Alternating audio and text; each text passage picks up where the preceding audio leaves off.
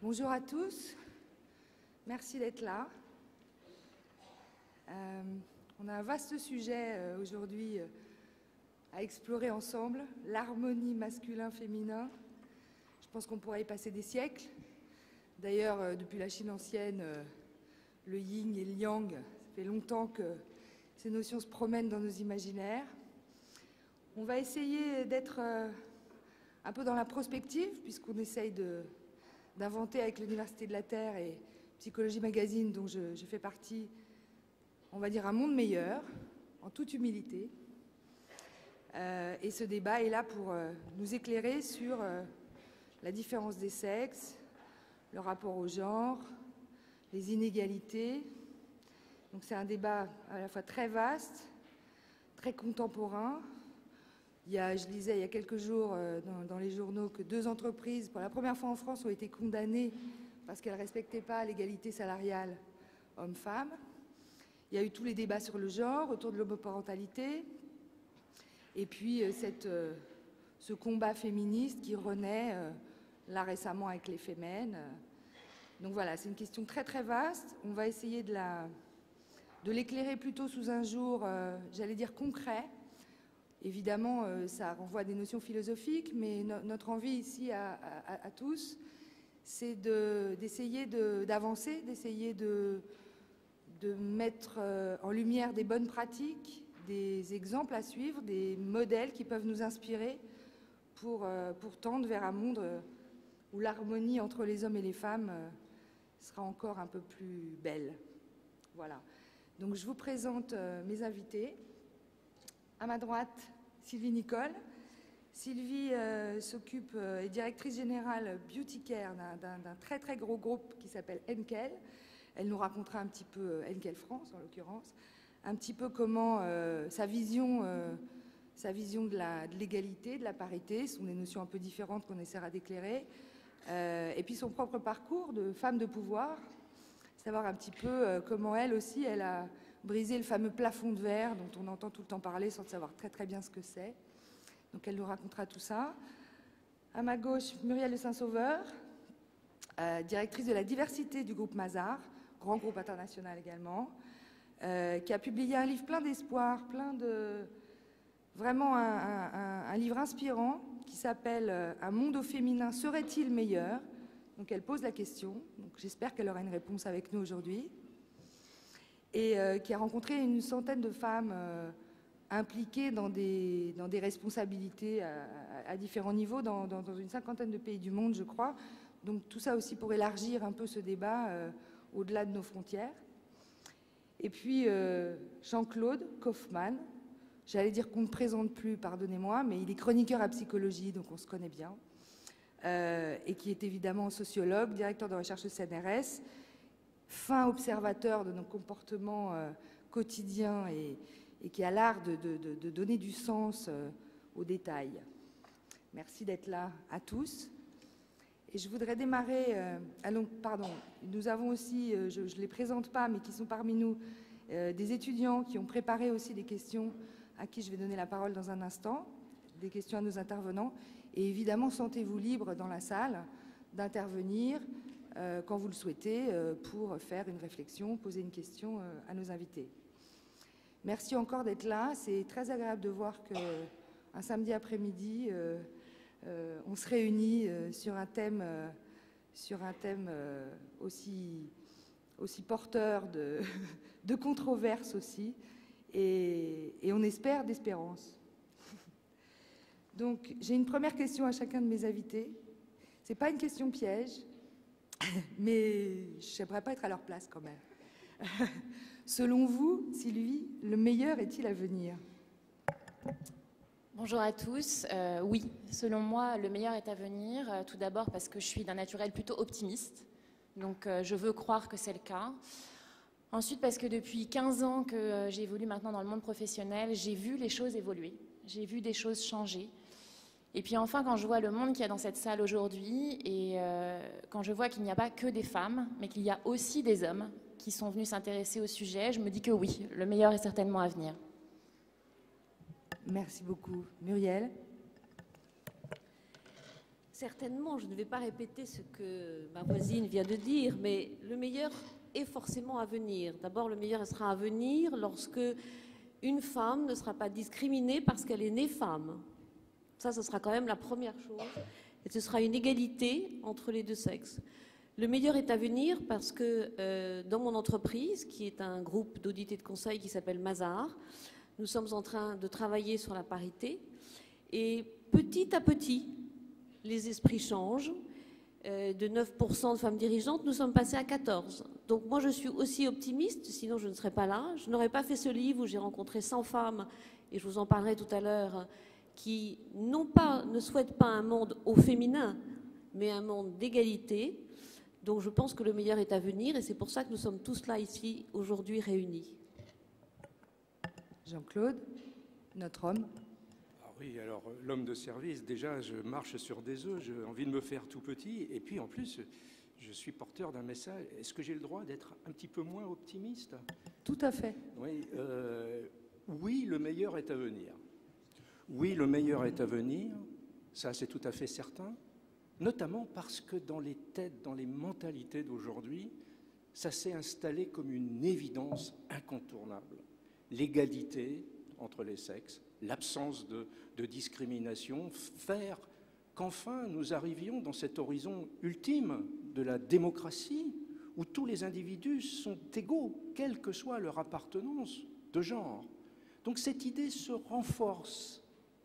Et en même temps, je suis désolé, mais je constate que ça avance très lentement. Pourquoi ça avance très lentement? Parce que c'est difficile. Parce qu'il y a des blocages nombreux et très durs. Les débuts du mouvement, je ne parle pas de la fin du 19e siècle, du début du 20e siècle, mais notamment dans les années 60-70, ça a été très vite. On a changé de monde dans le rapport entre les hommes et les femmes. Et on est presque à l'égalité. Mais c'est ce presque qui va être difficile. C'est les derniers pas qui vont être extrêmement durs, à mon avis. Donc oui, l'avenir sera meilleur, mais ça va prendre du temps et il faudra être très vigilant, à mon avis. Nous allons être patients. On va commencer par le futur, si j'ose dire, avec une question des étudiants donc de l'ESCP et Sciences Po Paris, je crois. Ils sont tous des étudiants en sciences humaines, ça aussi c'est rassurant pour l'avenir. Bonjour à tous. Les femmes ont vécu finalement 3 grandes conquêtes depuis le début du XXe siècle, celle de l'accès aux études, celle de l'accès à la citoyenneté et celle de la maîtrise de leur fécondité. Mais aujourd'hui, quelles vont être, d'après vous, les prochaines étapes? Qui veut répondre? Muriel? Le travail, je pense. Alors, je pense que les femmes n'ont pas encore toutes atteint ce que vous venez de dire. C'est-à-dire qu'aujourd'hui, il y a encore des pays dans lesquels l'égalité n'existe pas. Il y a encore des pays où le droit à l'éducation n'existe pas, où les filles sont mariées à 12 ans. Donc, il ne faut pas oublier ces pays-là. Dans nos pays, effectivement, les droits à l'éducation, les droits légaux, les droits de maîtriser son corps sont obtenus. Aujourd'hui, ce qui reste, c'est l'égalité professionnelle, une vraie égalité professionnelle. Et celle-ci n'est pas obtenue parce que dans les entreprises, il y a tout un changement à opérer, à la fois du côté de l'entreprise, qui jusqu'à présent était uniquement gérée par des hommes qui arrivaient sans souci et qui travaillaient. Aujourd'hui, vous avez de plus en plus de femmes dans les entreprises qui arrivent avec leur famille, leurs enfants dans la tête, leur maison, qui changent complètement l'organisation du travail. Et vous avez également une génération jeune, la génération dite Y, qui demande la même chose. Et puis vous avez d'un autre côté les femmes. Et les femmes n'ont pas, elles sont récentes dans le monde du travail, elles n'ont pas beaucoup d'antériorité, donc elles n'ont pas encore les codes, pour certaines les ont, mais pour la majorité, elles n'ont pas les codes de l'entreprise. C'est-à-dire qu'il faut apprendre à se mettre en avant, il faut apprendre à demander. Et la femme, jusqu'à présent, a eu une éducation où on lui disait « sois belle, travaille bien ».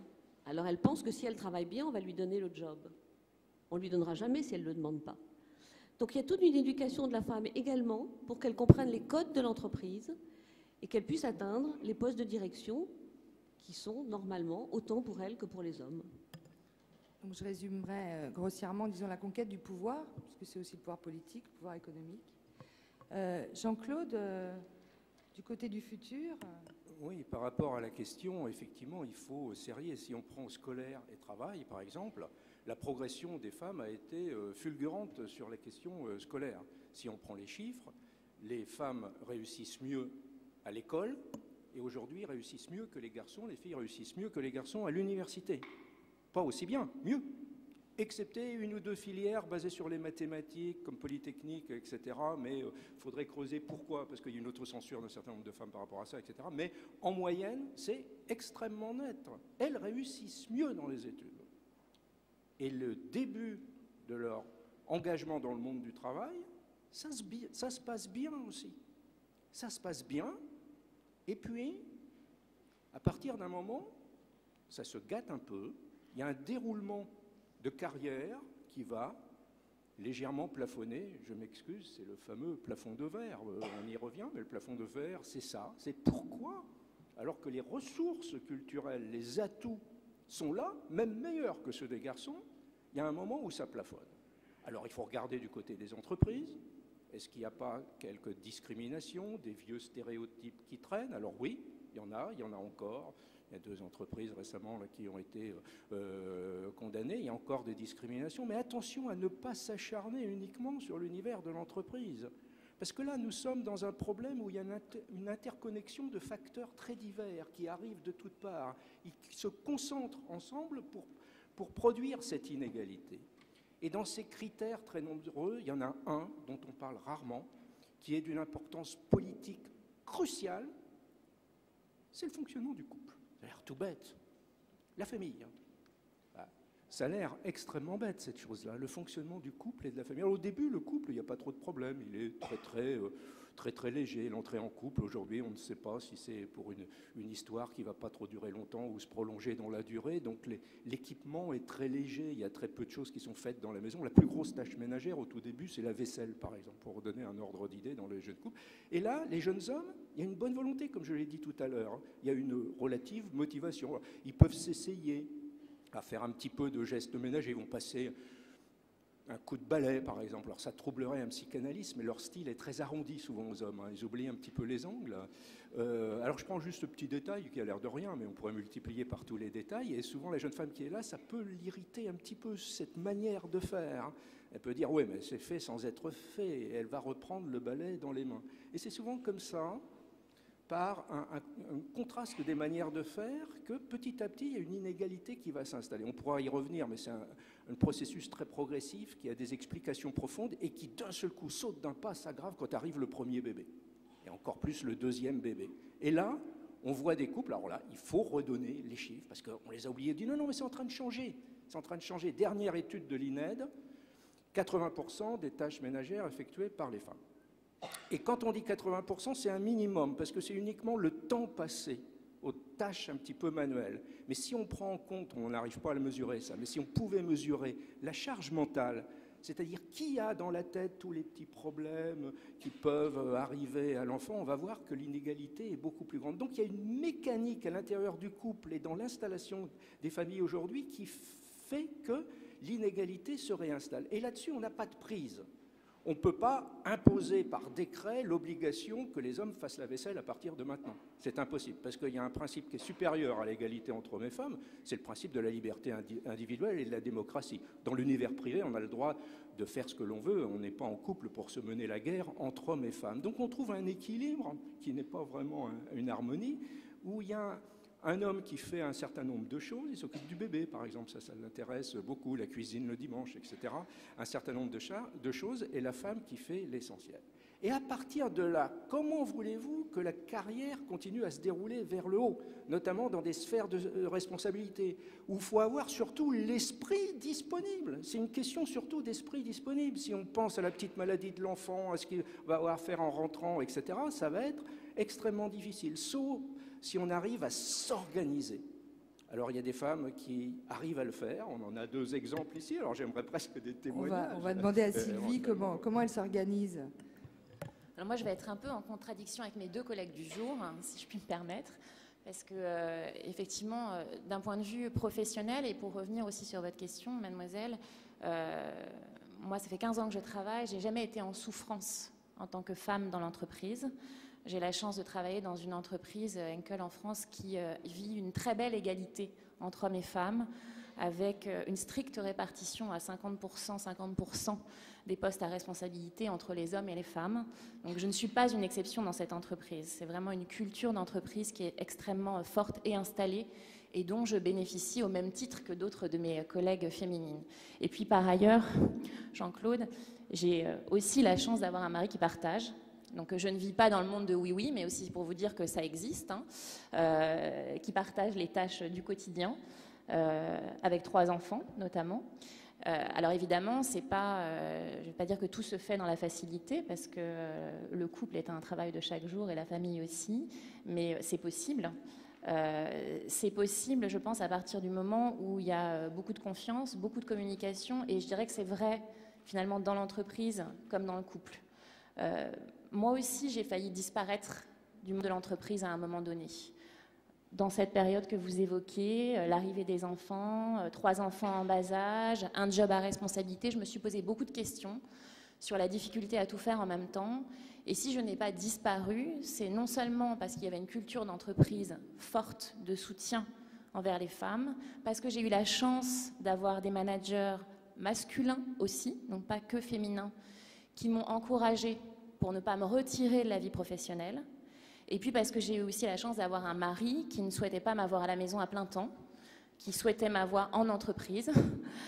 Et je dirais que la combinaison de tous ces facteurs, la communication, la confiance, m'a permis de rester dans le monde de l'entreprise et de continuer mon chemin. Donc je suis assez positive sur le sujet au travers de mon expérience, mais une fois de plus, pas uniquement mon expérience, mais celle aussi de collègues dans mon entreprise. Et pour terminer et répondre à votre question, pour moi, finalement, la plus grande difficulté en tant que femme aujourd'hui, elle ne se situe pas dans l'entreprise, elle se situe plutôt dans le regard de la société. Parce qu'encore aujourd'hui, à la fin des dîners, très souvent, on me dit « Mais vous travaillez, vous aussi, et comment vous faites avec 3 enfants ?» Et jamais on me pose la question à mon mari. Merci Sylvie. Muriel, vous voulez témoigner de votre expérience aussi de, j'allais dire, de femme de tête, présidente de la diversité au groupe Mazars.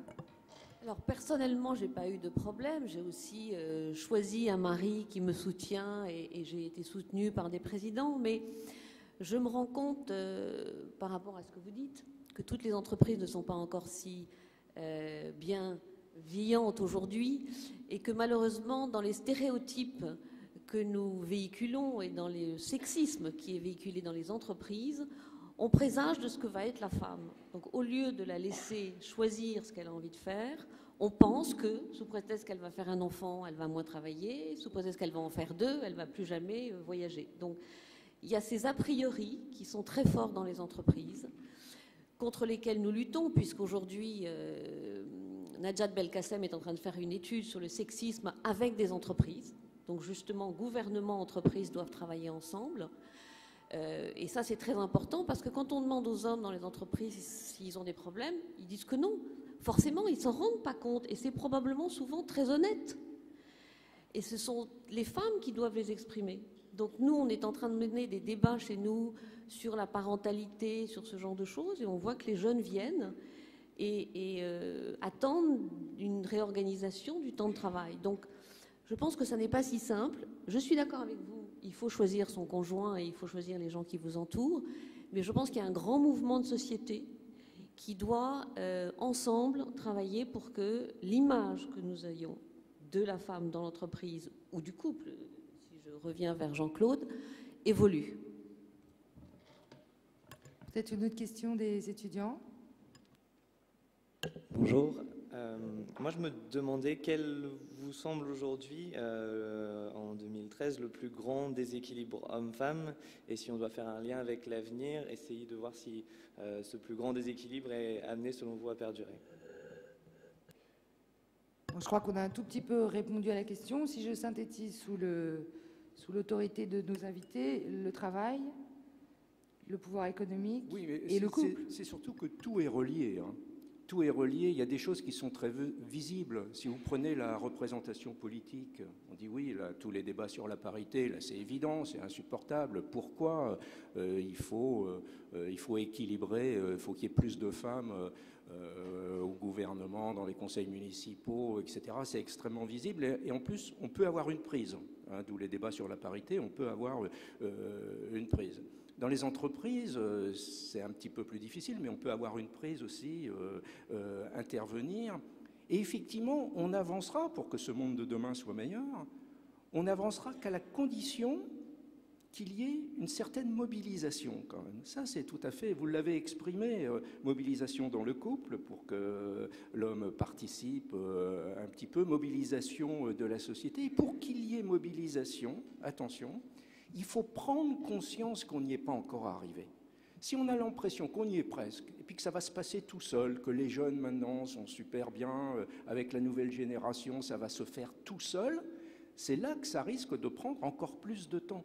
Non, il faut continuer à cette mobilisation, pas pour mener la guerre, et surtout pas pour mener la guerre contre le partenaire conjugal. On parle d'harmonie, là, d'ailleurs, hein, donc il faut bien rester dans le cadre d'harmonie. Surtout que l'essentiel de guerre, je m'excuse de ce terme, si guerre il doit y avoir, elle est avant tout contre soi-même. Parce que il faut que l'homme, des fois, se pousse dans la motivation quand il n'est pas enthousiasmé par le fait de faire la lessive. Hein. Il faut que la femme accepte de se décrocher d'un certain nombre de manières de faire familiales, si elle veut que ça avance. Je prends qu'un exemple. Je m'excuse parce qu'il faut ramener aux réalités très fortes et très inégalitaires d'aujourd'hui. Un exemple très parlant. Le matin, un couple avec un jeune enfant, un bébé, il se lève, bébé a de la fièvre. Alors déjà, c'est très intéressant. Selon l'engagement professionnel de la femme, il va y avoir définition de la maladie avec un écart de 1 degré. Hein, plus la femme est engagée à des niveaux de responsabilité, plus il faut que la fièvre monte pour qu'on décrète qu'il y a maladie, quoi, hein. Et à ce moment-là, le débat est passionnant dans le couple. Il va y avoir un arbitrage entre famille et travail. L'un des deux doit prendre sa journée pour bébé. L'homme voudrait bien le papa. Surtout, je l'ai dit tout à l'heure, il y a des nouveaux pères aujourd'hui. Là, ça change vraiment, ça évolue vraiment. Mais papa, il ne peut pas. C'est vraiment impossible. Et écoutez les chiffres. Dans 99% des cas, c'est la femme qui prend sa journée. Et quand je dis qu'il faut aller très loin, ce n'est pas simplement une lutte contre les stéréotypes. Oui, lutte contre les stéréotypes, mais lutte aussi contre les stéréotypes qu'on a en nous-mêmes et qui fondent une identité, notamment une identité de mère qui ne peut pas accepter de laisser son bébé là qui est malade. Donc ce n'est pas si simple, comme je le disais. Ça va extrêmement loin. Et comme tous ces facteurs qui produisent l'inégalité sont convergents et se cumulent, c'est quand même une bagarre qui est très difficile. Merci, c'est vrai que c'est une question. Ah, j'ai une question dans la salle, pardonnez-moi, je fais juste une remarque et je vous donne la parole. À Psychologie, on est un magazine dit féminin, même si on est un magazine qui est aussi lu par des hommes. Et on a eu la chance d'être invité dans une commission sur l'image des femmes dans les médias. Et donc on s'est un peu introspecté sur ce qu'on faisait dans le journal. Et on a réalisé qu'on reproduisait à notre insu une inégalité entre les experts. 80% des experts dans les médias aujourd'hui sont des hommes, 20% sont des femmes. Et 80% des témoins, lambda si j'ose dire, dans les journaux télévisés notamment, sont des femmes. Donc on a beaucoup travaillé la question et nonobstant notre chroniqueur Jean-Claude Kaufmann, on a aussi fait attention, et chaque mois on fait attention, et c'est vraiment une vigilance de tous les instants. Donc vous parlez d'une responsabilité individuelle dans nos vies privées évidemment, mais aussi dans nos vies professionnelles, chacun à notre niveau. C'est vraiment un niveau de conscience qu'il faut en permanence activer et qui n'est pas du tout naturel, si je puis dire. Monsieur, vous avez une question ? On ne vous entend pas. Est-ce que vous pouvez appuyer sur le petit bouton rouge ? Voilà, j'interviens pour essayer de modérer un peu vos propos parce que je les trouve caricaturaux. Il faut éviter de tomber dans la lessive et les tâches ménagères. Je crois qu'il y a des machines aujourd'hui partout. On n'est plus en train de faire la lessive à la main, que ce soit la vaisselle ou le linge. Concernant les enfants, les pères aiment autant les enfants que les mères. Je ne peux pas accepter les chiffres et les propos que vous tenez, cher monsieur, parce que c'est complètement sexiste, dans la mesure où les pères ne peuvent malheureusement pas se permettre de ne pas aller au travail parce qu'un enfant est malade. S'ils le font, c'est le licenciement dans la semaine, dans le privé. Peut-être que ce n'est pas le cas dans le public, mais dans le privé, c'est comme ça. Alors qu'une femme pourra négocier le 4/5e. Et pour rester neutre, parce que je suis bien sûr pour l'égalité des sexes et des femmes par rapport aux hommes, pour aller de l'avant, on est dans une période de crise grave, qui est une crise économique. Vous n'en parlez pas. Est-ce que la réussite sociale, c'est d'être patron d'entreprise aujourd'hui? Est-ce que ce n'est pas aussi de réussir sa vie familiale et d'avoir des enfants qui soient heureux et qui ne soient pas dans les rues? Donc il faut essayer de repenser la famille, qui est une valeur refuge dans cette période de crise, et essayer de trouver un terrain d'entente entre hommes et femmes pour éviter justement la crise aussi de la famille, qui est celle du divorce. Il y a des divorces maintenant qui se font tous les 2 ans. C'est même plus tous les 10 ans, c'est au bout de 2 ans de vie commune. Si ça continue, ça va être au bout de 6 mois. Essayons de trouver des médiateurs, essayons de trouver des solutions d'apaisement, essayons de ne pas simplement tout miser sur le travail et la réussite professionnelle, parce qu'il n'y a pas que ça. Quand on se retrouve au Pôle emploi, qu'on soit homme ou femme, c'est pareil. Voilà. Merci beaucoup. Jean-Claude, tu veux répondre? Oui, mais il y a beaucoup de questions. Hein. C'est énorme le panorama. Alors, je remarque quand même que vous avez une petite pointe de pessimiste aussi. Hein. Divorce tous les 6 mois, on n'y est pas tout à fait quand même. Alors, je suis d'accord sur le fond de votre intervention. Sauf que les chiffres, vous me dites que vous ne pouvez pas accepter mes chiffres. Mais justement, ça fait 30 ans.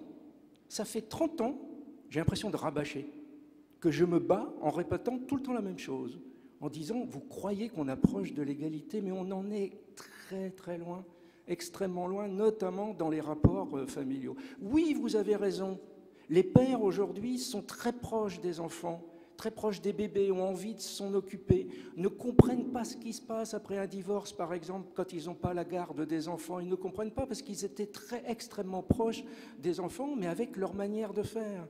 Mais si on prend toute l'intendance logistique, et je m'excuse, mais les machines, elles ne font pas tout toutes seules. Vous savez, il y a le... D'accord, avant le lave-linge...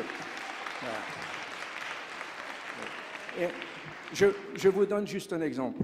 Le lave-linge, hein, c'est très compliqué et beaucoup de travail. Le lave-vaisselle, on peut se dire, et les fabricants de lave-vaisselle, ils disent ça, c'est une machine extraordinaire, le lave-vaisselle, parce que chacun, les membres de la famille, même les enfants, peuvent mettre les objets dedans, on appuie sur le bouton, ça sort, c'est propre, plus de tâches ménagères. En fait, c'est plus compliqué que ça. D'une part parce qu'il faut vider le lave-vaisselle, hein, qui le vide et qui remet dans les placards. Mais surtout, alors je donne cet exemple parce que c'est un des rares cas où les hommes se font piéger. Excusez-moi, juste d'intervenir 30 secondes, parce que là on part dans les détails et ce n'était pas le but de mon propos. Mais les détails en disent souvent long, excusez-moi, juste d'un mot. On se bat en tant que père divorcé, et on est de plus en plus nombreux, 1 million en France à ne plus voir leurs enfants au bout de 3 ans de divorce, pour avoir la résidence alternée et pour partager justement toutes les tâches, y compris après la catastrophe d'un divorce, pour les enfants comme pour les parents. Donc essayons de voir pourquoi, dans 99% des cas, la garde des enfants est confiée à la mère. C'est quand même la plus belle chose qu'on puisse faire dans une vie, d'avoir des enfants. Oui, alors, je suis désolé, vous m'avez interrompu dans ma démonstration, donc je vais arrêter, j'avais quelque chose, je crois, qui n'était pas inintéressant à dire, mais vous avez raison sur cet aspect-là. Comme je l'ai dit, il y a toute une série d'institutions, de stéréotypes, de facteurs convergents qui vont dans le même sens. Et notamment dans le fait qu'on a l'idée que c'est la femme qui est au centre du fonctionnement familial. Donc après un divorce, effectivement, les juges vont être très incités à donner la garde à la mère qui est imaginée plus capable d'être le parent de référence. Mais ça aussi, ça repose sur un stéréotype. On voit aujourd'hui, après un divorce, des réorganisations familiales qui tournent, encore une fois, autour des mères. Donc c'est un renforcement, encore une fois, un renvoi à l'univers familial des femmes. Donc là, contrairement à ce que vous disiez, on voit qu'on est très loin de cette marche vers l'égalité. Bon, je m'arrête là parce que c'est trop long. Merci. Je vais repasser la parole aux étudiants qui sont d'une génération autres, peut-être aussi dans les rapports hommes-femmes, même au sein de vos propres histoires à vous. Je ne sais pas si vous avez un témoignage à vous. Je pense que le rapport à la paternité, par exemple, c'est les gens de 25 ans. C'est quelque chose de différent. Alors, bonjour à tous. Donc, Quentin Grand, je suis étudiant à Sciences Po. Alors, plus qu'un témoignage, parce que mon exemple n'est pas forcément très édifiant, j'aurais une question envers Monsieur Kaufmann. Alors, je crois, contrairement au monsieur qui s'est exprimé tout à l'heure, que les exemples, on force aussi de loi, quelquefois, et qu'ils peuvent être particulièrement édifiants dans les inégalités persistantes entre les hommes et les femmes. Alors, vous parlez beaucoup du couple. Moi, je pense que la rencontre est un élément absolument fondateur dans ce couple-là. Alors, je vais m'adresser à l'auteur de l'ouvrage Sexe-Amour, donc la rencontre sur Internet. Récemment, un professeur de ma maison, Sciences Po, qui est professeur dans l'école d'urbanisme, a lancé une proposition qui a été beaucoup reprise dans les médias de nationalisation du site Mythique. Alors pourquoi cette nationalisation du site Mythique? En fait, il part d'un double constat qui est d'une part la part de plus en plus importante du budget des ménages dédié au logement, et d'autre part le fait que vivre seul coûte beaucoup plus cher que vivre à deux, de par les économies d'échelle que l'on peut réaliser. Donc je voudrais vous demander votre avis sur cette éventuelle nationalisation du site Mythique et ce qu'elle pourrait apporter dans ce nouvel équilibre qu'on cherche à définir entre les hommes et les femmes. Merci. Oh là là. Un scoop pour la journée. Alors, je viens de prendre longuement la parole. Est-ce que je peux passer mon tour? Non, alors je ne sais pas comment répondre. J'ai du mal à comprendre ce que c'est que la nationalisation de Mythique. Ça me fait très peur, hein, parce que là, on est dans l'univers de l'amour, hein, du privé, de la recherche de l'autre. Un des rares moments où l'État n'est pas là, n'est pas présent. Hein.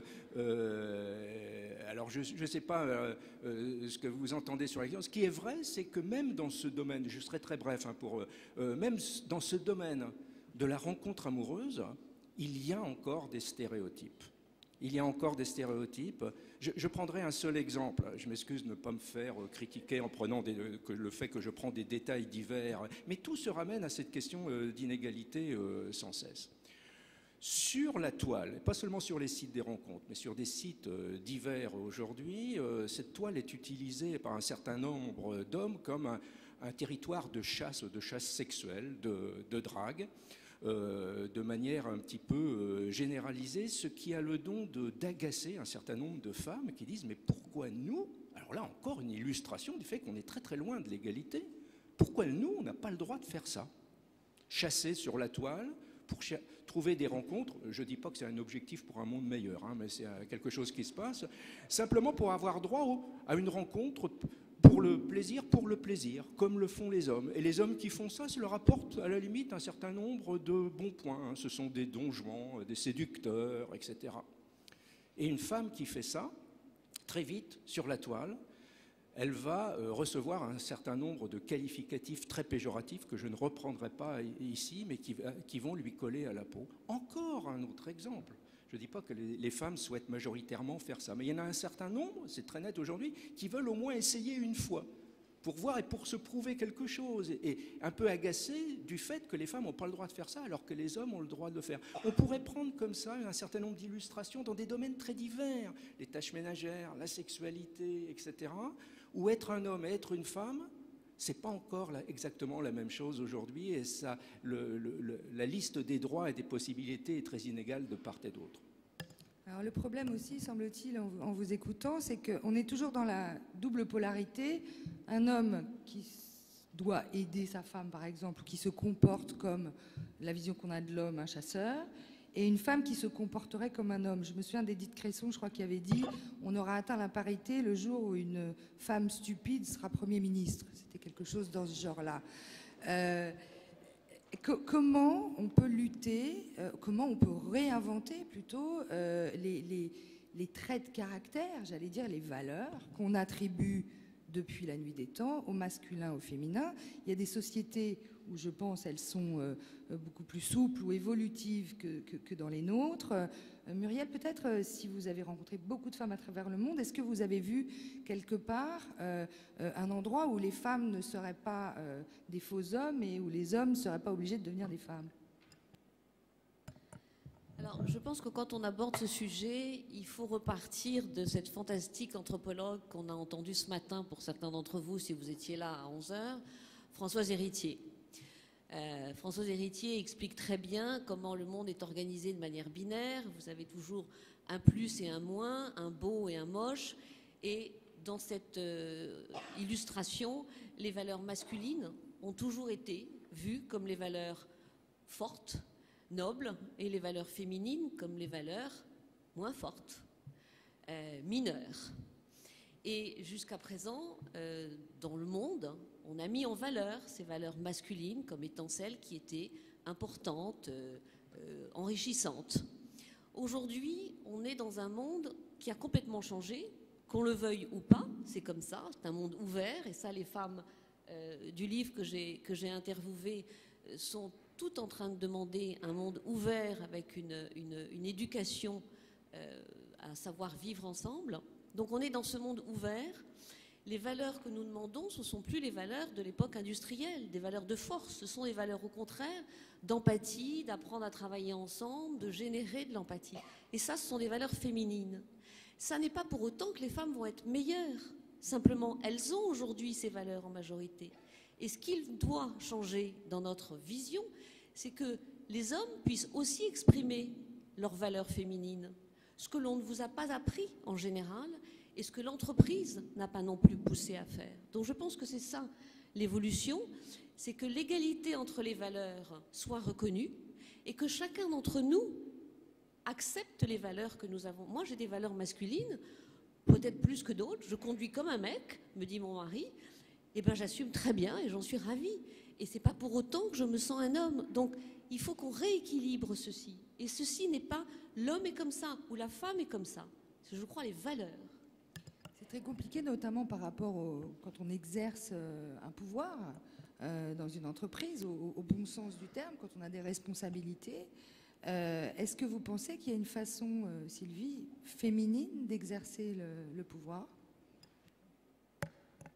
Je pense qu'il y a un style de management qui peut être effectivement parfois différent entre les hommes et les femmes. On a, je trouve, beaucoup, il y a une quinzaine d'années, reproché à des femmes d'avoir un style de management très masculin. Vous disiez des femmes qui se comportaient vraiment comme des hommes. Moi, j'ai connu ça au début de ma carrière, qui, pour s'imposer, se comportait vraiment de façon très masculine. Je trouve que ça s'est beaucoup gommé au fil du temps à travers les femmes managers que je rencontre aujourd'hui, qui arrivent à avoir beaucoup plus d'équilibre dans ce qu'elles sont, alors en ayant parfois un mélange de valeurs féminines et de valeurs masculines, comme vous l'évoquez, sans pour autant perdre leur féminité, ce qui est aussi important, et je pense que vous êtes aussi une personne très féminine, donc ça veut dire que c'est possible. Donc je ne crois pas qu'il faille tomber dans la caricature de ce qu'est une femme au pouvoir par rapport à ce qu'est un homme au pouvoir. Je pense qu'il y a des individus avec des personnalités, des valeurs sans doute différentes. Et puis je pense que dans les entreprises, parfois sur certains postes, il y a des périodes où peut-être que des valeurs plus masculines seront plus adaptées à une situation, à un moment donné, à une situation qui va être différente 2 ans, 3 ans après, où là peut-être des valeurs féminines vont être plus nécessaires pour une équipe qui est dans une situation ou d'une autre. Donc, je pense que l'équilibre entre les deux peut être aussi extrêmement utile à l'entreprise. Moi, une fois de plus, je ne suis pas en lutte. Je suis vraiment plutôt dans la recherche de l'équilibre dans les équipes, entre les hommes et les femmes. Je ne suis pas en guerre contre les stéréotypes. Je suis plutôt dans la pédagogie et dans l'explication. Voilà, je pense qu'il ne faut pas tout rapporter au combat et à la caricature. Alors, il y a quand même un détail de taille entre les hommes et les femmes dans l'entreprise qui s'appelle la maternité. On en a parlé un petit peu en préparant cette discussion. Il y a encore beaucoup de femmes, alors on disait qui s'autocensurent parce qu'elles ont des enfants. Vous nous en avez parlé un petit peu, Sylvie, tout à l'heure. Et puis, il y a aussi... on va dire un a priori encore, me semble-t-il, dominant dans la société française, en tout cas dans les entreprises, sur bon, une femme en congé maternité, c'est quand même une galère. C'est quand même, voilà, il faut réorganiser les services, c'est compliqué, c'est difficile quand on est manager à la fois de ne pas se réjouir pour la personne et en même temps de se faire des cheveux blancs pour l'organisation. Et ça pèse aussi, parce que ça aussi c'est du stéréotype, non? Les femmes qui ont des enfants dans le travail. Alors, je vais poursuivre, effectivement, c'est un sujet. C'est un sujet de manager, parce que c'est effectivement compliqué dans une équipe quand on a une dizaine de personnes et qu'on a 5 femmes qui sont enceintes en même temps, je ne vais pas le nier. Donc c'est effectivement un sujet de préoccupation, c'est pas simple à gérer. Je crois que plus il y a de l'anticipation, alors on ne demande pas aux femmes de nous annoncer 2 ans avant qu'elles vont être enceintes, je vous rassure, mais plus il y a de communication, d'anticipation avec le management, plus on arrive à le gérer, mais ce n'est pas suffisant. Je pense qu'il faut aussi mettre en place dans les entreprises un certain nombre de process. Nous, on en a fait l'expérience. On a mis en place l'obligation d'entretien préalable au départ en congé maternité et postérieur au retour. On a mis en place ce qu'on appelle le fil rouge. Donc, on s'oblige à avoir du contact avec les femmes qui sont en congé maternité. On envisage le retour. On ne s'interdit pas la promotion avant le départ en congé maternité. Donc, on a des femmes dans notre organisation qui peuvent être promues avant de partir, qui sont promues en rentrant. C'est extrêmement important aussi en termes de signes vis-à-vis des autres collaborateurs, collaboratrices. On a l'obligation de donner aux femmes qui sont en congé maternité en période d'augmentation salariale l'augmentation moyenne des autres collaborateurs. Donc, un certain nombre de process qui font qu'on accompagne mieux qu'auparavant le congé maternité. Maintenant, ça reste évidemment compliqué à gérer quand vous avez une femme qui occupe un job extrêmement important dans une équipe et qui vous annonce qu'elle va s'absenter, non pas pendant 3-4 mois uniquement pour le congé maternité, mais pendant 1 an parfois pour prendre un congé parental. On a moins souvent le cas avec des hommes, c'est vrai, encore maintenant aujourd'hui, donc c'est plus souvent un problème de femmes, mais c'est beaucoup, je pense, une question de mobilisation managériale, c'est-à-dire s'obliger à un moment donné à traiter le sujet avant le départ en congé maternité, et puis également de process ressources humaines. Donc le support que les ressources humaines nous apportent sur ce sujet est capital pour que les managers soient mobilisés et que ça ne devienne pas un problème au retour. Muriel, chez Mazars, vous faites comment? Alors c'est un vaste sujet. Chez Mazars, nous en avons pris conscience le jour où j'ai organisé un déjeuner avec mon président et une vingtaine de managers. Je pense qu'il a très mal vécu ce déjeuner, mais qu'il est sorti en me disant « Muriel, il faut absolument travailler sur la maternité ». Parce que tout d'un coup, il a découvert qu'une fois sur 10, c'était bien, et puis 9 fois sur 10, c'était pas très bien géré. Donc, comme Sylvie l'a dit, nous avons mis en place un certain nombre de process, avant, pendant, au retour, etc. Donc là, on est sur le même niveau. Je pense qu'il y a aussi une autre chose, c'est d'expliquer, et ça prend du temps, d'expliquer que la maternité, c'est pas une maladie. Il y a une femme qui est enceinte, c'est une chose, et puis ensuite, pendant 4 mois, elle va être absente. Et la chose à gérer, ça n'est pas qu'elle soit enceinte, c'est qu'elle soit absente 4 mois. Or, si vous avez une maladie demain, vous serez aussi absente 4 mois. Et ça, c'est la façon dont il faut expliquer ce qu'est une maternité dans une entreprise. Je ne dis pas que c'est simple, mais c'est une autre vision. Nous sommes dans une société où nous avons tous des maladies, et il va falloir qu'on en tire des conséquences. Et je pense que si on assimile l'absence d'une femme qui a un bébé à ce genre de situation, déjà, on le prendra différemment. Ensuite, il faut des exemples. Nous, on a recruté il n'y a pas très longtemps quelqu'un de très haut placé qui était à 5 mois de grossesse. Et on savait donc très bien qu'elle allait partir. Donc ça, c'est un signe visible. Et puis ensuite, dans certains pays, on a d'autres problèmes, nous, parce qu'ici, en France, on prend 4 mois. Mais dans le monde, ça peut être différent. Vous avez des pays où les femmes peuvent prendre 3 ans. Et là, on est obligé de travailler avec les gouvernements parce que quand une femme s'absente 3 ans d'une vie professionnelle, et ben, je peux vous dire que là, elle est totalement à côté de l'évolution de son métier. Et donc, ça peut être une précaution pour la femme, mais finalement, ça se retourne contre elle. Donc, n'oublions pas que finalement, on est assez chanceuse ici. On a des crèches, on a des tas de choses pour nous aider. Ce n'est pas le cas dans le monde. Et donc, nous, on travaille aussi dans notre groupe avec des gouvernements pour aider les femmes à revenir plus tôt. Je vous donne la parole, monsieur, dans la salle. Allez-y. Vous avez un micro. Je vous remercie. Pardon, Jean-Claude voulait intervenir. Juste pardonnez-moi. Un tout petit point très très rapide, pas sur le congé maternité, tout ce qui a été dit c'est absolument parfait, là, tout ce qui est compliqué pour les entreprises, mais sur le congé parental.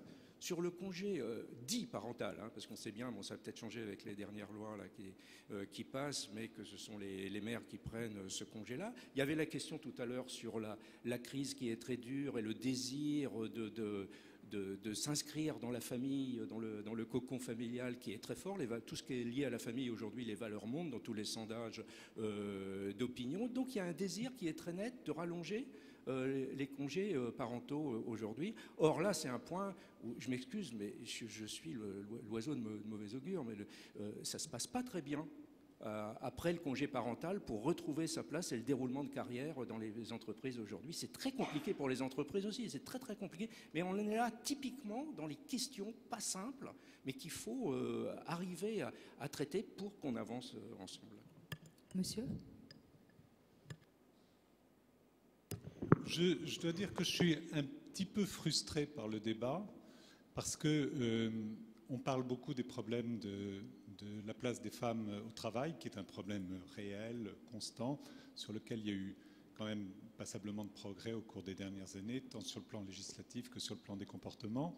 On parle des stéréotypes qui sont persistants, etc. Et j'écoutais comme vous ce matin Madame Héritier qui disait on est en train de vivre une révolution absolument fondamentale qui est née avec la contraception, les lois sur l'avortement, la procréation médicalement assistée et bientôt probablement les grossesses extra-utérines complètes. On vit quelque chose qui est absolument fondamental, qui est à cause des progrès de la médecine, à cause du progrès scientifique, un changement absolument radical du paradigme homme-femme. Et c'est bien ce qu'elle nous expliquait ce matin.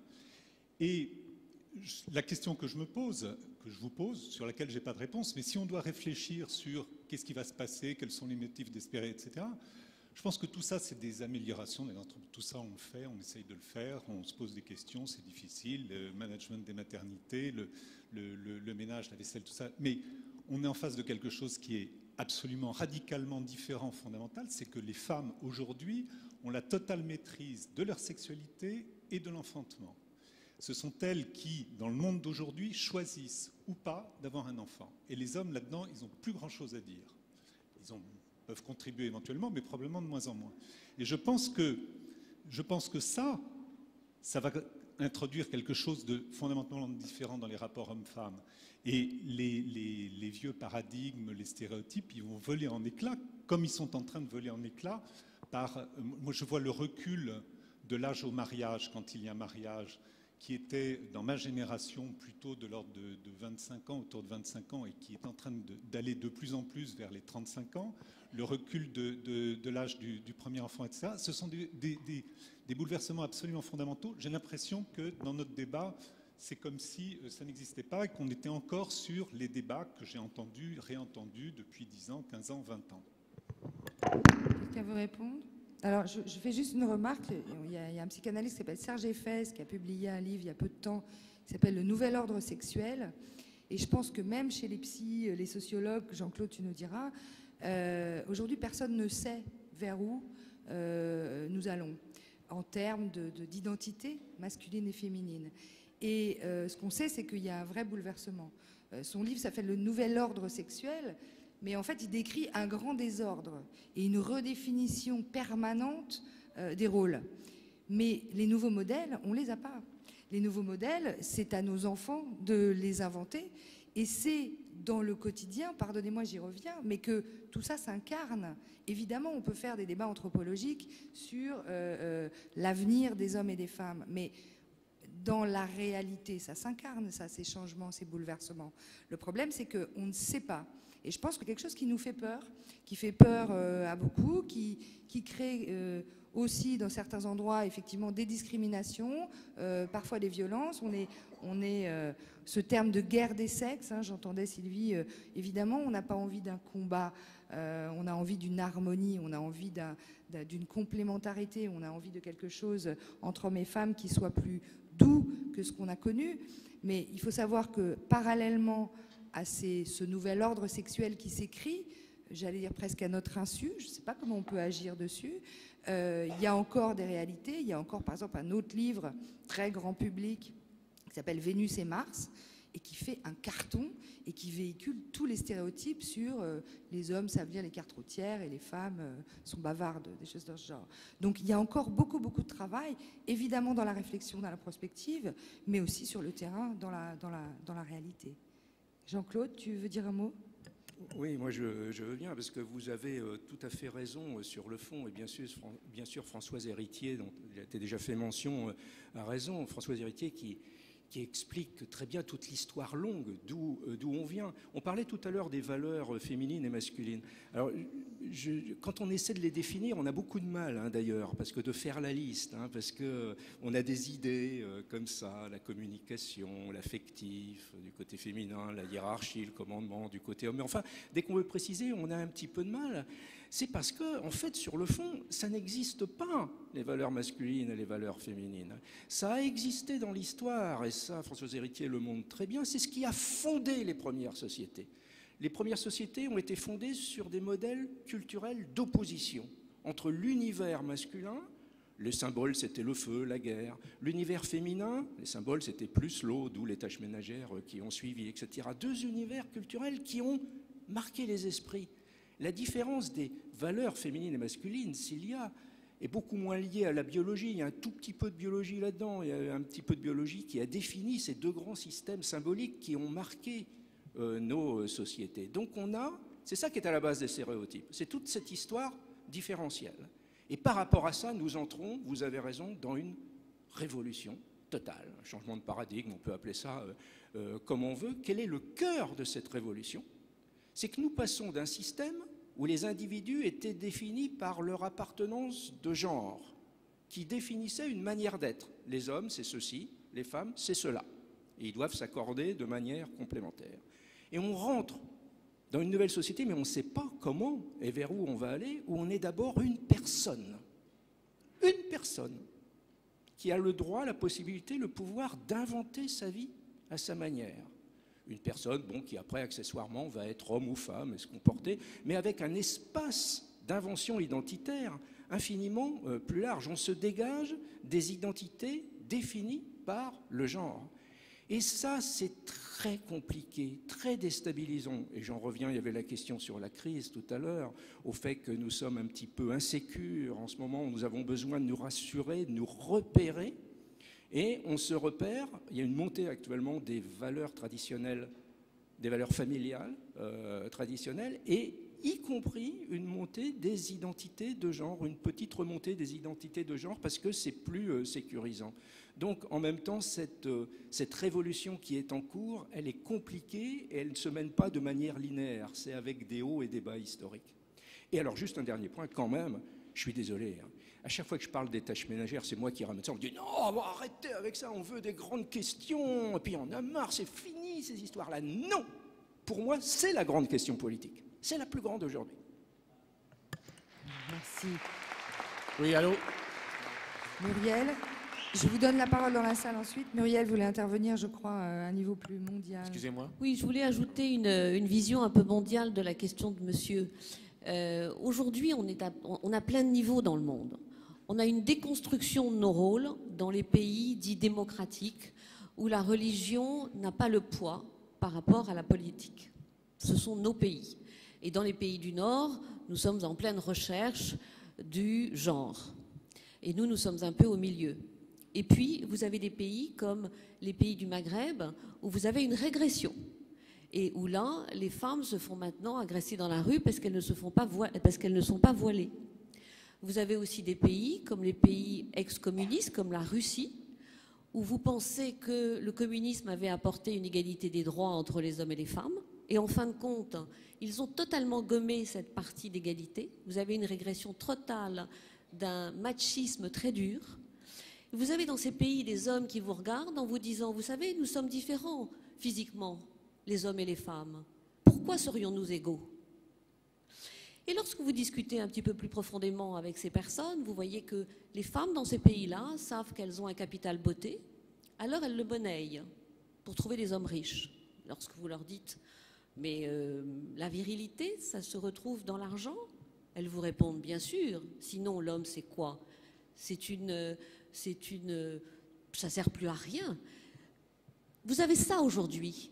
Donc je pense qu'il faut, quand on réfléchit à notre position ici, qu'on se replace dans le monde, parce qu'on tweete avec le monde entier. Il faudrait savoir ce que le monde entier pense aussi. Donc on a tous ces niveaux de déconstruction chez nous, d'égalité qui est encore loin d'être acquise. Je cherchais le mot pour savoir ce qu'on m'avait répondu en Russie sur l'homme qui n'avait pas d'argent. Eh bien, je vais vous dire, c'est une application gratuite.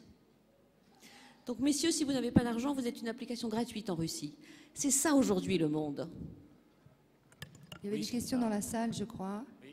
Oui, c'est ici. Pardon, monsieur. Je voulais remettre un peu de vision naturelle parce que bon, il y a une évolution culturelle qui est évidente. On gomme les genres. Bon, on va vers une androgynie, vers même peut-être le transhumain. Je ne sais pas. Hein. Mais j'aimerais remettre une question naturelle parce que bon, si on voit l'évolution, par exemple, les produits chimiques ou le fait que les femmes font des enfants plus tardivement, ça développe le ratio de féminité à la naissance. Il y a de plus en plus de femmes qui naissent. Donc je suis d'accord sur le fait qu'il y a un changement, mais aussi des phénomènes intangibles que par exemple la psychologue Susan Pinker a développé. C'est que une américaine, je crois, qui dit que les femmes sont un groupe charnière entre des hommes plutôt scientifiques et des hommes scientifiques et des hommes techniques. Donc j'aimerais conclure positivement en disant aux femmes, vous savez, vous êtes un groupe charnière depuis la nuit des temps, entre des hommes plutôt très intellectuels et des hommes très manuels qui se complètent. Et de toute façon, quoi qu'on fasse et tant qu'il y aura des homo sapiens, les femmes seront toujours un groupe charnière entre deux types d'hommes en moyenne différents. Et ça a toujours existé, quoi qu'il en soit. Et la femme restera un lien. Et si je leur dirais, enfin pour conclure, oui, battez-vous pour le plafond de verre, mais regardez aussi qu'il y a un sous-sol de verre et que vous êtes entre le plafond et le sous-sol, et ça depuis toujours. Vous avez une question ? Je voudrais dire, oui, la question c'est arrêter de rentrer dans une... Enfin, la question c'est est-ce qu'on peut arrêter cette guerre du féminisme, enfin, et d'arrêter de leur dire que le plafond, vous ne l'obtiendrez jamais, parce qu'il y a le sous-sol aussi. Non, je crois qu'on ne va pas arrêter. Je crois qu'on ne va pas arrêter, et je vais même vous donner la phrase de l'ONU. Sans droit des femmes, il n'y a pas de droit humain, monsieur.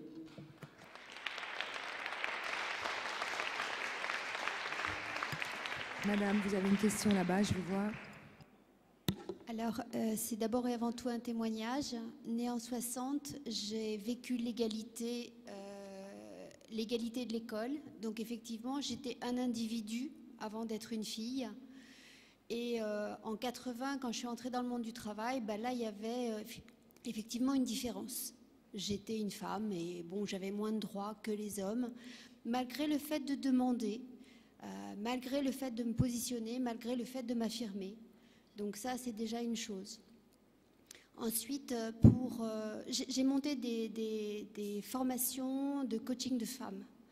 Et ces formations sont d'abord et avant tout pour apprendre aux femmes à valoriser leur talent, à valoriser leurs valeurs, mais aussi je pense qu'il y a vraiment un travail à faire au niveau des entreprises pour mettre en avant et pour prendre en compte les valeurs qui sont dites féminines, effectivement, et notamment les valeurs de coopération. Et puis pour témoigner aussi de ce que vous aviez dit, Monsieur Kaufmann, par rapport aux médecins, puisque j'ai fait des formations aux femmes médecins aussi, la médecine maintenant est en train de se féminiser. Ce sont les femmes qui réussissent mieux, qui ont les postes en premier. Du coup, à cause du numerus clausus, ça pose des problèmes puisqu'il y a moins de médecins. Elles travaillent à 4/5e, elles ne travaillent plus jusqu'à 20h le soir pour une partie d'entre elles. Et donc, effectivement, il y a un regard et des questions sociétales à se poser par rapport à la maternité, par rapport à ce que ça implique et par rapport au choix quand nous, on décide d'avoir des enfants. C'est aussi un acte sociétal parce que la société a besoin d'avoir des enfants, sinon elle meurt. Et pour l'instant, qui porte les enfants, ce sont les femmes. Donc c'est nous. Merci beaucoup pour votre témoignage. Peut-être je redonne la parole à nos amis étudiants. Je vous souffle la question 8. On sait qu'aux États-Unis, il y a beaucoup de thèses, parfois provocatrices aussi, sur le rapport des femmes sur les rapports hommes-femmes, pardon. Il y a une autre américaine, Sheryl Sandberg, qui a sorti il n'y a pas longtemps une thèse un peu provocatrice. Je crois que vous aviez une question à ce propos. Bonjour. Rania Belkaya, je suis entrepreneur. Donc la question aujourd'hui, c'est quelles sont les solutions pour que ces femmes, justement, peuvent oser et prendre davantage le temps de s'exposer et de s'exprimer. Oui, parce que je rappelle juste la thèse de la fameuse Sheryl Sandberg, je me souviens plus, c'est la directrice générale de Facebook, hein, voilà, qui dit que c'est de la faute des femmes. Tout ça, c'est de la faute des femmes, on n'ose pas, on s'auto-censure, on est frileuse, voilà, on est responsable et coupable de cette situation inégalitaire. Sylvie, vous avez un mot à dire là-dessus ? Oui, et ça va rejoindre votre témoignage, madame, quelque part. C'est que, effectivement, alors, je pense que sa thèse est vraiment dans la provocation. Elle a été dans l'excès dans ce livre en disant, effectivement, que si les femmes n'y arrivent pas, c'est complètement de leur faute. Le fond de l'histoire, il est plutôt, je pense, celui que vous évoquez, c'est que les femmes ont peut-être besoin d'être accompagnées différemment dans l'entreprise par rapport aux hommes. On constate souvent, et une fois, je ne veux pas tomber dans la caricature ou dans le cliché, mais en tous les cas, à travers mon expérience, j'ai pu constater souvent qu'on a des hommes qui se disent prêts pour prendre un nouveau job ou un autre job, souvent, alors qu'on peut penser en tant que manager qu'ils ne le sont pas encore. Et pour les femmes, j'ai souvent fait le constat inverse. On leur propose un job et elles disent qu'elles ne sont pas prêtes. Donc on a vraiment une différence dans la façon de se concevoir dans l'entreprise et de se voir avancer dans l'entreprise entre hommes et femmes. Et ça requiert, à mon sens, un management adapté, parfois du coaching, comme vous l'évoquiez, au féminin, et ça existe aujourd'hui, hein, c'est des formations qui sont développées, et du coup un regard managérial qui va être beaucoup plus dans l'encouragement, dans le support, dans le fait de prouver à la collaboratrice à travers des choses qu'on peut lui confier qu'elle est capable d'eux, et parfois aussi de la pousser un peu brutalement à prendre de nouvelles responsabilités pour se rendre compte par elle-même que finalement elle y arrive. Mais c'est effectivement, je trouve, une réalité managériale. Les femmes et les hommes dans l'entreprise demandent un accompagnement différent. Donc la confiance en soi, en psychologie, on le sait bien, ça se travaille, mais de façon collective et dans l'entreprise, vous, Muriel, vous essayez d'accompagner les femmes à prendre confiance en elles, à oser. Oui, je suis assez d'accord avec ce que vient de dire Sylvie, mais je pense qu'il y a deux types de femmes. C'est-à-dire qu'il y a un certain nombre de femmes qui considèrent qu'elles sont totalement égales et identiques aux hommes et qui ne veulent surtout pas qu'on les aide. Et puis il y a un certain nombre de femmes qui demandent de l'aide. Je pense que tout cela vient de l'éducation, c'est ce que je disais un petit peu au début de ce débat. Nous ne sommes pas éduqués de la même façon. On éduque les garçons. Vous avez un exemple très simple, vous regardez l'école, les garçons sont ensemble, ils sont en groupe et ils essaient d'être en compétition et d'être le meilleur, celui qui va courir le plus vite et qui va être le plus fort. Et puis vous regardez les filles, elles sont deux par deux, et puis elles vont bavarder, elles vont regarder ce qu'elles ont en commun, et moi j'aime ci, et moi j'aime ça. Elles ne sont pas dans la compétition, et toute la vie de leur enfance, enfin toute la période de leur enfance, on ne leur apprend pas ça. On leur apprend à être des bonnes élèves. Et pour renchérir sur ce que vous dites, Sylvie, sur la compétence, quand on propose, il y a une petite étude très simple qui montre que lorsqu'on propose un nouveau job à un homme et à une femme, l'homme répond qu'il a toutes les compétences pour acquérir ce nouveau job. Même s'il n'a que 60% de ses compétences, il pense qu'il va acquérir les 40 autres et que c'est normal. La femme ne répondra qu'elle n'a toutes les compétences que si elle a 100% des compétences et que si elle est sûre d'elle. Donc il y a cette éducation, et pour les gens qui font de la recherche, c'est dans l'éducation où on ne pousse pas suffisamment les filles, et très souvent, alors je ne suis pas psy donc je ne vais pas donner les raisons, mais tout ce que j'ai vu dans tout ce que j'ai lu et tout ce qui se passe chez Mazars, c'est que très souvent ce sont les pères qui donnent la confiance aux filles et qui leur disent tu seras la meilleure, et ça, cette confiance, il faut l'avoir ensuite, et lorsqu'elles ne l'ont pas, on le fait chez Mazars, on fait du mentoring, on fait du coaching, on leur apprend à se montrer et à montrer qu'elles peuvent demander. Et je rajouterais une question, quel peut être le rôle des hommes Je me tourne vers toi, Jean-Claude. Alors, dans l'entreprise, tu n'es pas manager ni DRH, hein, je le sais bien. Mais la position d'homme, de père, par exemple, comment on fait pour éduquer ces enfants sans les déstabiliser, en leur inculquant les valeurs auxquelles on croit, mais en évitant de reproduire, on va dire, pour synthétiser, cette autocensure, en tout cas cette mésestime de soi qui se traduit finalement par un perfectionnisme, un idéal de perfection inatteignable, comme on le sait, notamment pour l'accès des femmes aux postes de pouvoir. Comme père, tu dirais quoi ? Oui, mais c'est pas si simple que ça. Alors, l'exemple que je vais donner ne pointe pas les pères, mais les instituteurs, les éducateurs, parce qu'effectivement, on dit, mais finalement, est-ce qu'il ne faut pas remonter dans l'enfance ces stéréotypes que l'on inculque aux filles d'être plutôt comme ça et aux garçons d'être dans la compétition? Oui, alors c'est vrai. Encore une fois, il y a toute une série de facteurs convergents qui renforcent ce système oppositionnel. Donc on est encore très loin de cette grande révolution et de ce nouveau paradigme vers lequel on va avancer. C'est très lent tout cela. Donc il y a des instituteurs en école maternelle qui ont expérimenté des jeux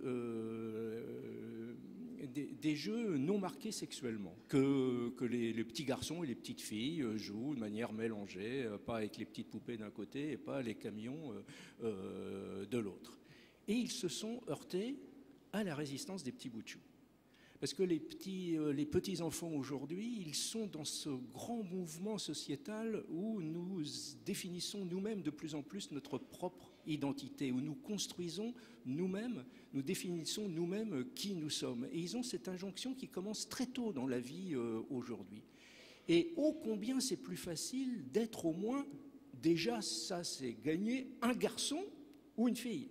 Un garçon qui va avoir des jeux un petit peu brutaux dans la concurrence et qui va se moquer des petites filles qui ont leurs petits jeux plus calmes entre elles, la communication, etc.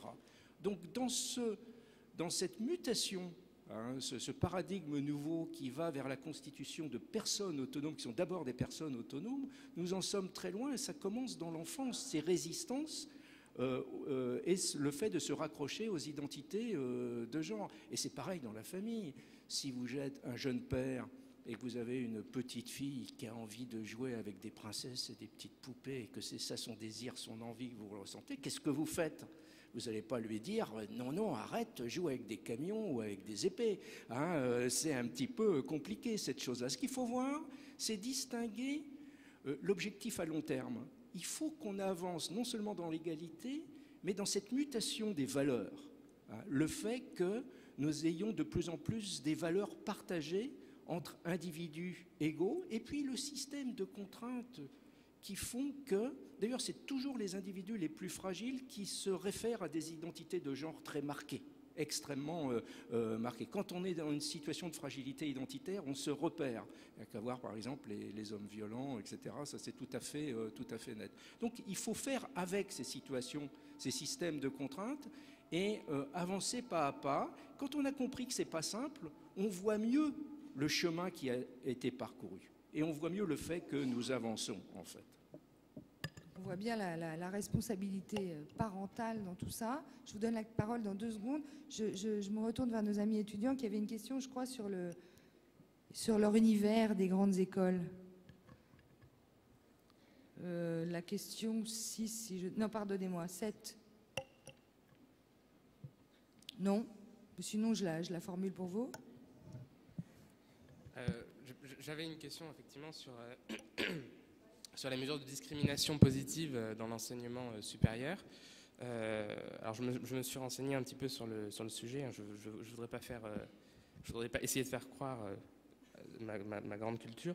Mais en fait, HEC avait monté une filière spécifique nommée HEC Jeunes Femmes. Cette filière spécifique a fermé en 1975 au nom de l'égalité entre les sexes. partant du postulat que cette égalité ne devait pas être recherchée par des mesures de discrimination positive, mais qu'au contraire, elle devait être atteinte de manière tout à fait normale. Et donc, on a supprimé cette filière en espérant que l'école HEC permette d'elle-même l'égalité entre les sexes. Mais on part d'un postulat qui finalement n'est pas vérifié dans la réalité, puisque les inégalités, on en a parlé tout au long de ce débat, elles existent toujours. Du coup, ma question s'adresse un peu à l'ensemble des intervenants sur... Maintenant, quels outils pourrait-on mettre en place dans l'enseignement supérieur pour essayer de revenir sur ces inégalités qui sont toujours persistantes? Voilà, merci. Et au-delà, merci beaucoup. Et au-delà, la question de la discrimination positive, faut-il contraindre à l'égalité? Est-ce que c'est quelque chose qu'on peut décréter? On a bien vu en politique tout le débat sur les quotas, etc. Muriel, vous voulez répondre? Alors, il y a deux questions dans votre question. Il y a une question sur les universités. Je connais une seule université en France qui a un poste responsable de la parité, qui est l'université Paris-Descartes, et qui est concernée par ce sujet dans tous les niveaux de l'université. Ça me paraît une bonne réponse. Maintenant, dans l'ensemble de l'entreprise, faut-il des quotas ou pas? Dans la politique, faut-il des quotas ou pas? Je pense qu'intellectuellement, nous serons tous contre les quotas, mais que concrètement, nous finissons par être pour les quotas. Sinon, dans un siècle, vous aurez ma petite fille ou mon arrière-petite-fille qui sera ici en train d'avoir le même discours. Et donc, la loi Copé-Zimmermann qui oblige les entreprises cotées à avoir d'abord 20% en 2014 et 40% en 2017 de femmes dans les boards a fait beaucoup de bruit. Les hommes ou les chefs d'entreprise, quels qu'ils soient, disaient « ça va être très difficile, il n'y a pas de femmes, on ne les trouvera pas ». C'est bizarre, nous sommes en 2013, il y a déjà 20% de femmes qui ont été nommées. Elles sont sorties d'où? D'un chapeau? Elles étaient là. Donc d'une part, elles n'étaient pas visibles, parce qu'il faut aussi se montrer, et d'autre part, on n'est pas allé les chercher. Donc les quotas, dans un certain nombre de situations, oui. Merci. Il y avait une question dans la salle, je crois, qui m'attendait depuis longtemps, madame. Oui, je reviens sur... vous disiez... Parlez bien dans le micro, s'il vous plaît, on ne vous entend pas. Je reviens où vous disiez il faut s'adapter. Vous m'entendez là? Oui, pourtant. Pas très bien. Approchez votre micro. Appuyez sur le bouton rouge et approchez le micro. Ah, voilà. Vous m'entendez là? Merci. Oui, vous disiez qu'il faut s'adapter, ça c'est réel. Vous avez la chance de travailler dans des groupes, mais je peux vous dire que dans des PME, lorsqu'une femme a un poste de responsabilité, et surtout si elle travaille dans un monde d'hommes, elle doit travailler 2 fois plus pour justifier son salaire. Dans le groupe, peut-être, vous avez de la chance où on essaie de valoriser, de reconnaître vos qualités, sûrement pas dans les PME. Vous n'avez pas droit à l'erreur. Parce que si vous faites une faute, on dit, on a fait un mauvais choix. Un homme, il était surmené, pas une femme. Donc, je voulais juste apporter ce témoignage, surtout si vous êtes dans un monde d'hommes. Vous prenez l'exemple du bâtiment, où là, vous n'avez pas droit à l'erreur. Quand vous avez des postes de responsabilité, d'abord, on a un doute sur votre diagnostic. Et surtout, on vous attend. On vous attend à un moment où vous allez faire une faute. Niveau d'exigence plus élevé. Ah, tout à fait. Madame, vous aviez une intervention? Bonjour. En fait, j'avais une question qui est, je pense qu'on aura du mal à aborder la question de la place de la femme, c'est la question de la gestion des temps. Et je trouve ça dommage de toujours l'aborder sur la question de la maternité, parce qu'on se définit aussi par autre chose que sa maternité. Et je trouve qu'on a 3 temps. On a le temps familial, qui soit avec un enfant ou juste avec un conjoint, le temps professionnel et le temps public, politique, associatif qu'on peut avoir, et qui sont 3 sphères plus ou moins équilibrées. Et quelque part, dans le temps, les femmes étaient à la maison, elles avaient tout le temps familial pour elles, les hommes avaient tout le temps professionnel. Aujourd'hui, on essaye de combiner temps familiaux pour les femmes, tout le débat qu'il y a eu avant, et on oublie ce temps public aussi et associatif. Et quelque part, je me dis, qu'est-ce que vous en pensez, mais c'est peut-être la question du rééquilibrage de ces 3 temps-là et de redonner aussi du temps public aux gens, aux hommes, revaloriser ce temps qu'on peut passer en dehors des sphères familiales et professionnelles pour les femmes, pour les hommes, qui amènera peut-être à plus d'égalité. Et du coup, pas considérer qu'il n'y a que le travail et que la famille par lesquelles on peut se réaliser et apporter des valeurs, et pour les hommes et pour les femmes. Sylvie, je me tourne vers vous peut-être pour une question de génération. On dit beaucoup que la fameuse génération Y, j'aime pas tellement les catégories marketing, mais voilà, on va dire les 20-30 ans pour compter très large, ont un rapport différent au travail, au loisir, à l'engagement et tendent à rééquilibrer, ce que dit Madame, un peu ces 3 temps de vie. Je trouve que c'est une jolie métaphore de nos vies. Est-ce que vous observez ça et comment vous abordez ça ? Oui, ils ont effectivement, alors je dirais une fois de plus en moyenne, une exigence différente quant au temps libre que leur vie professionnelle va leur laisser. Donc quelque part, ils nous poussent, nous, qui sommes d'une autre génération, à nous poser les questions différemment. Nous, on a chez Henkel, je vous le disais tout à l'heure, pas vraiment de problème de diversité homme-femme. Aujourd'hui, on a cette chance-là. En revanche, comme beaucoup d'entreprises, je pense aujourd'hui, on a des vraies questions sur l'équilibre des temps de vie. Donc on a mis en place un groupe de travail qui réfléchit sur ce sujet, sur comment rééquilibrer, comment faire du sport au sein de l'entreprise, tout simplement, par exemple, comment avoir des espaces de respiration avec des lieux où on peut se retrouver, comme des cafétérias, comme des endroits où on peut jouer au baby-foot ou des choses comme ça. Des petites choses qui, dans le quotidien de la vie professionnelle, vont permettre de favoriser la relation, mais aussi des groupes de travail qui vont nous amener à travailler sur des sujets qui nous sortent de notre cadre professionnel, sur des sujets de société, comme le développement durable ou comme la diversité, et c'est la raison pour laquelle je suis là aujourd'hui. Aujourd'hui, pour moi, c'est pas du travail, c'est être avec vous en train de partager une expérience. Donc c'est aussi un engagement, comme vous dites, dans la société et dans la vie politique d'une certaine manière. Donc l'entreprise nous permet quelque part d'avoir cette démarche-là. Vous avez raison, on est dans la recherche perpétuelle de cet équilibre. Les jeunes générations le sont plus et je pense qu'elles nous contraignent à nous poser la question. Moi, je suis plutôt d'une génération où voilà, on bossait de 8h à 23h tous les jours en début de carrière et ça nous paraissait normal. Après, quand on a des enfants, on se pose les questions différemment. On se dit, comme disait le monsieur qui est intervenu tout à l'heure, qu'il n'y a peut-être pas que la réussite professionnelle, mais il y a peut-être aussi d'autres choses, d'autres façons de réussir, sa vie de couple, sa vie de mère. Donc, on recherche, je pense, en avançant en âge, d'autres façons de s'accomplir. Eux arrivent directement avec cette vision-là. C'est ça qui est intéressant et qui est perturbant pour des gens comme nous, et ça nous pousse à réfléchir.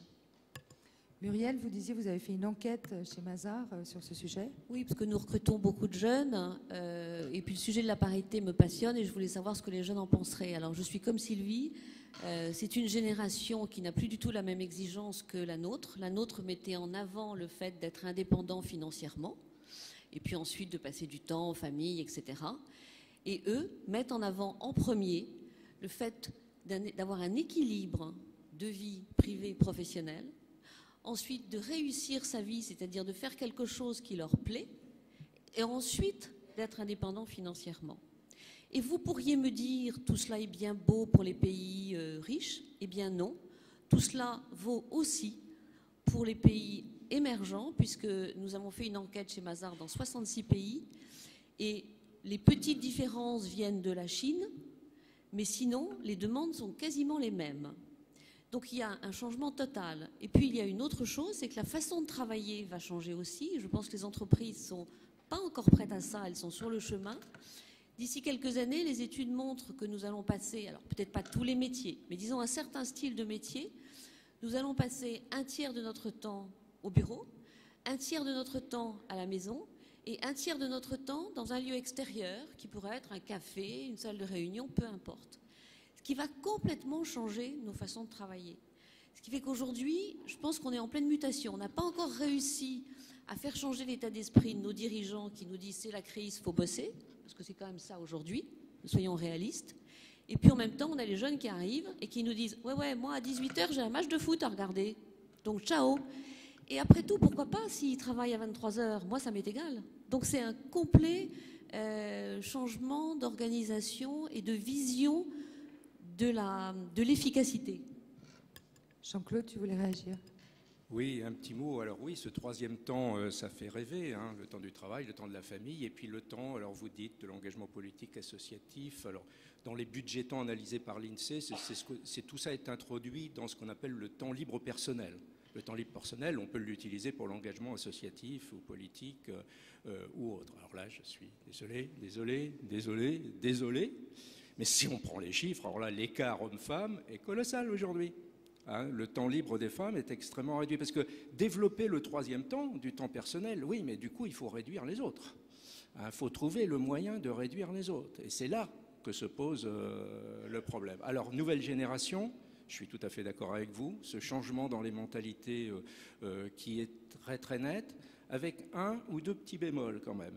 C'est qu'une nouvelle génération, on ne sait jamais si c'est un effet de génération, c'est-à-dire les nouveaux qui arrivent, qui apportent des valeurs qui vont être différentes, qui annoncent une société qui fonctionne sur des règles différentes, ou si c'est un effet d'âge. C'est parce qu'ils sont jeunes au début, et quand ils vont s'installer, notamment dans la vie familiale avec le bébé, etc., il va y avoir une réinstallation de valeurs différentes. Et si on écoute bien les recueils d'opinion qui sont fournis, oui, on n'est pas prêt à sacrifier sa vie pour le travail, mais le discours sur la famille est très très différent. Donc on est prêt à ne pas sacrifier sa vie à une carrière, notamment, à avoir des valeurs plus positives, harmonieuses, épanouissantes personnellement, mais notamment ce qui touche à la famille est très présent. Alors, quand c'est des très jeunes femmes, elles ne le formulent pas encore en termes de famille, parce qu'elles sont dans la jeunesse, elles ne sont pas encore dans cette époque de la vie où elles se posent les questions familiales.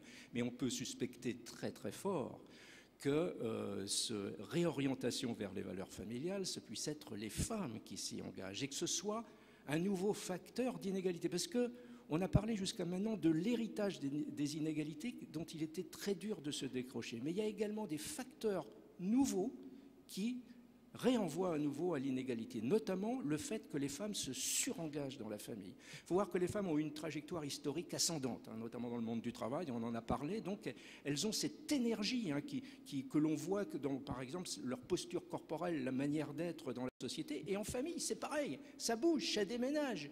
Il faut le suivi des enfants, il faut que ça soit parfait, il y a plein d'activités périscolaires, il faut décorer la maison, avoir des projets de vacances, etc.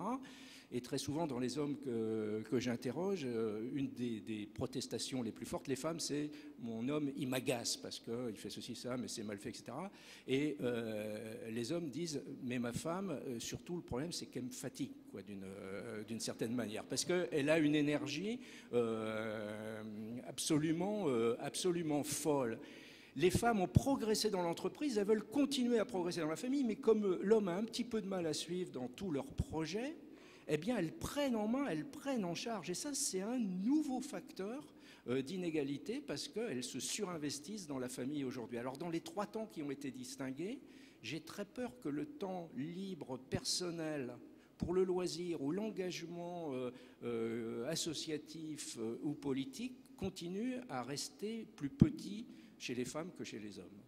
Merci. Je vais prendre une dernière question là-bas parce qu'il est temps de conclure. Jeune homme. Oui, bonjour. Alors, moi, c'est toujours au niveau de la génération Y et du travail.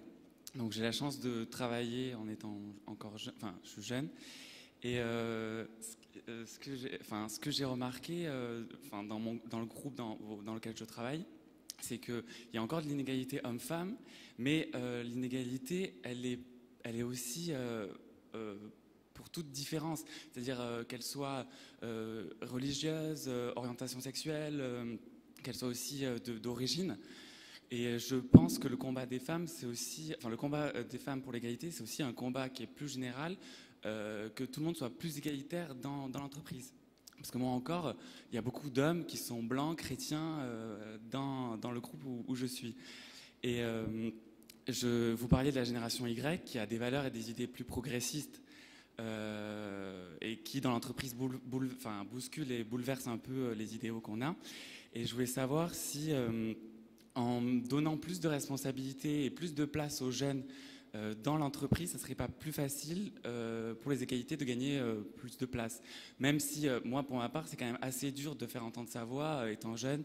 Vous n'avez pas d'expérience, vous n'avez pas forcément votre place ou votre mot à dire dans les réunions.